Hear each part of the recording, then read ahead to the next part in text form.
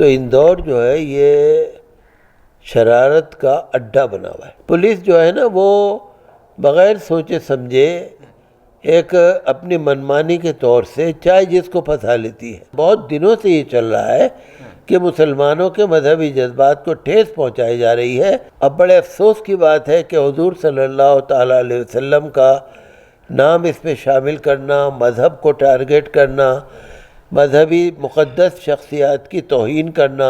अगर आपको शिकायत है तो उन्हीं को गालियाँ दो ना, एक्टरों को या बनाने वालों को जिन्होंने डायरेक्शन दी है। ऐसे लोगों को जब तक कंट्रोल नहीं किया जाएगा देश के अंदर अमन और शांति नहीं रहेगी। मुसलमान लड़कों ने पहल नहीं करी, मुसलमान लड़कों ने झगड़ा शुरू नहीं किया, मुसलमान लड़कों ने हिंदू धर्म की किसी मुक़द्दस चीज़ को वो तौहीन नहीं करी।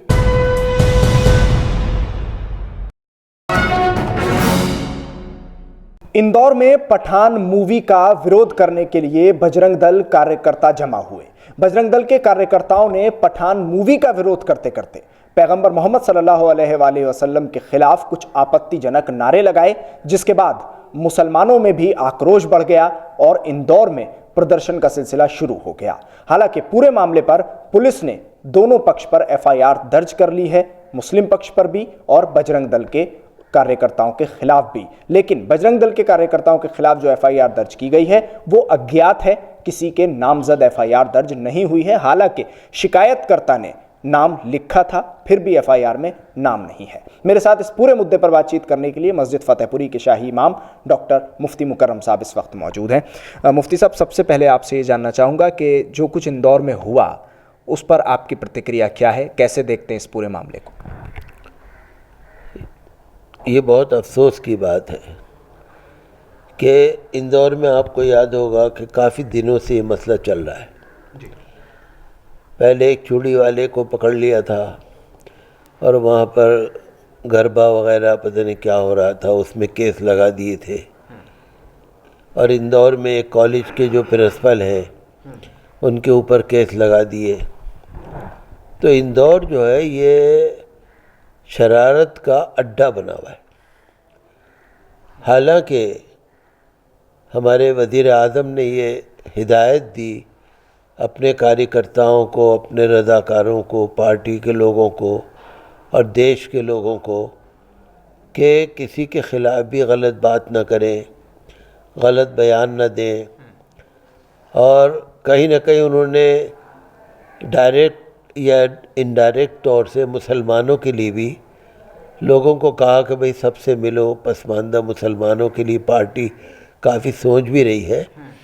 लेकिन मुझे ये लगता है कि इंदौर में जो है शरारत बढ़ती चली जा रही है। काफ़ी वहाँ पर एक मस्जिद के सामने भी पहले हंगामा हो गया था। तो मैं तो ये कहूँगा कि कार्रवाई होनी चाहिए और कहीं पर भी ऐसा कोई झगड़ा हो या कोई हो तो उसकी इंक्वायरी बैठनी चाहिए, बाकायदा इंक्वायरी होनी चाहिए उसके लिए कि वो तो वीडियो होता ही है सारा, कोई मुश्किल काम नहीं है। आजकल मोबाइल से वीडियो लोग बनाते हैं, तो इसकी इंक्वायरी होनी चाहिए। इंक्वायरी के अनुसार मुकदमे दर्ज होने चाहिए, उसी के मुताबिक कार्रवाई होनी चाहिए। पुलिस जो है ना वो बग़ैर सोचे समझे एक अपनी मनमानी के तौर से चाहे जिसको फंसा लेती है। ख़ास तौर से मुसलमानों पर बड़ा जुल्म हो रहा है। काफ़ी दिनों से ऐसा देखने में आ रहा है कि मुसलमानों पर जुल्म हो रहा है और मुसलमानों के ख़िलाफ़ केस दर्ज करने में पुलिस बहुत ही आज़ादी से काम लेती है। तो ऐसा नहीं होना चाहिए। देश ये सबका है और मुसलमानों का भी है, हमारे हिंदू भाइयों का भी है, सबका है। और इंदौर में तो पहले बहुत अच्छा माहौल था। मैं तो पहले इंदौर बहुत गया हूँ। इंदौर में हमारे रिश्तेदार रहते हैं, इंदौर में मैं गया हूँ काफ़ी।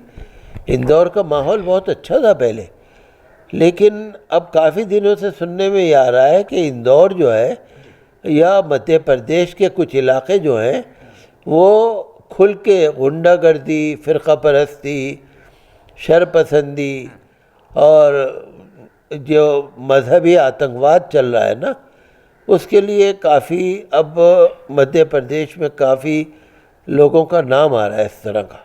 एक चीज़ ये भी सामने आई है मुफ्ती साहब, इस पूरे मामले में आपसे पूछना चाहूँगा कि जैसे ही ये पठान मूवी का गाना रिलीज़ हुआ, उसके बाद से लेकर जो कुछ हिंदुत्ववादी संगठन थे, उन्होंने जब सड़क पर उतरना शुरू किया तो पठान मूवी का विरोध तो वो कर रहे थे, लेकिन उसके साथ साथ मुस्लिम कम्युनिटी पर सवाल उठाए जा रहे थे। और इंदौर में तो हद ही पार हो गई, पठान मूवी का विरोध करते करते पैगंबर मोहम्मद सल्लल्लाहु अलैहि वसल्लम के खिलाफ नारेबाजी करने पर उतर आए। तो क्या एक मूवी समुदाय को रिप्रेजेंट कर रही है? क्या पठान मूवी, क्योंकि उसमें शाहरुख खान है, इस पर मैं जानना चाहता हूं आपसे कि क्या ऐसा भी हो सकता है कि एक मूवी का कोई गाना है, उसके बाद पूरे समुदाय को टारगेट कर लिया जाए? देखिए, वो तो जो एहतजाज करने वाले हैं ना, प्रोटेस्ट करने वाले जी, उनको तो आप किधर भी मोड़ दीजिए, उनकी नीयत तो है, निशाना मुस्लिम समाज है, निशाना जो है उनका मुस्लिम माइनॉरिटी है। तो अब बड़े अफसोस की बात है कि हुजूर सल्लल्लाहु ताला अलैहि वसल्लम का नाम इसमें शामिल करना, मज़हब को टारगेट करना, मजहबी मुक़द्दस शख्सियात की तौहीन करना, और एक मूवी का इन चीज़ों से क्या ताल्लुक़? भाई मूवी का तो यह है कि वहाँ जो उसमें एक्टर हैं, अगर आपको शिकायत है तो उन्हीं को गालियाँ दो ना, एक्टरों को या बनाने वालों को, जिन्होंने डायरेक्शन दी है, जिन्होंने मूवी को तैयार कराया, आप उनको गाली दो, या जिन्होंने परमिशन दी है मूवी को चलाने की, उनको कहना चाहिए ना। लेकिन हुजूर सल्लल्लाहु अलैहि वसल्लम को या मज़हब इस्लाम को या मुसलमानों को टारगेट करना, ये खुली गुंडागर्दी है, शरारत है, और जिन्होंने भी ऐसा किया है उनके ख़िलाफ़ कार्रवाई होनी चाहिए। और हम तो यही चाहेंगे कि देखिए, सांप्रदायिक सद्भाव, प्यार और प्रेम रहना चाहिए। ऐसे लोगों को जब तक कंट्रोल नहीं किया जाएगा, देश के अंदर अमन और शांति नहीं रहेगी, और देश का विदेशों में बहुत बुरा नाम होगा। लेकिन आपसी जो सद्भाव है वो बनेगा कैसे? क्योंकि जहाँ एक तरफ बजरंग दल के कार्यकर्ताओं की हम बात करते हैं जो हर बार इस तरह की हरकत करते रहते हैं, तो वहीं अब तो मुसलमान जो लड़के हैं नई उम्र के, वो भी पीछे नहीं रह रहे हैं, उनके ज़रिए भी आपत्तिजनक नारे लगाए गए हैं, पुलिस ने उन पर भी FIR दर्ज की है। तो ये आपसी सद्भाव कैसे बनेगा? उन मुसलमान लड़कों को और इस तरह के नौजवानों को आपकी क्या हिदायत होगी इसमें? मुसलमान लड़कों ने पहल नहीं करी, मुसलमान लड़कों ने झगड़ा शुरू नहीं किया, मुसलमान लड़कों ने हिंदू धर्म की किसी मुक़द्दस चीज़ को वो तौहीन नहीं करी, मुसलमानों ने वो नहीं किया जो बजरंग दल वालों ने किया है। तो मुसलमान कभी भी किसी दूसरे मज़हब को नहीं कहते। ये तो उन्होंने चूँकि हुजूर की शान में गुस्ताखी करी तो इनको गुस्सा आया, और ये फिर भी मैं तो ये कहूँगा कि आखिर आदमी बर्दाश्त करे, कहाँ तक करे। अब देखिए ना, सारे हिंदुस्तान में कुछ इस तरह की छेड़खानी चल रही है जिसकी वजह से कहीं ना कहीं नौजवानों में इश्तियाल आ ही जाता है। लेकिन मैं तो मुसलमानों से और नौजवानों से यही कहूँगा कि थोड़ा सब्र किया करें, इश्तियाल में ना आए, जल्दी से झगड़ा करने के लिए धरना प्रदर्शन ऐसा ना करें कि जिसके अंदर बदअमनी हो जाए। प्रोटेस्ट अगर करें तो बहुत ही शांति, अमन के साथ और कानून के दायरे में रह के, क्योंकि आजकल लोग जो है ना रुख मोड़ देते हैं, किसी की बुराई या किसी पे लाद देते हैं।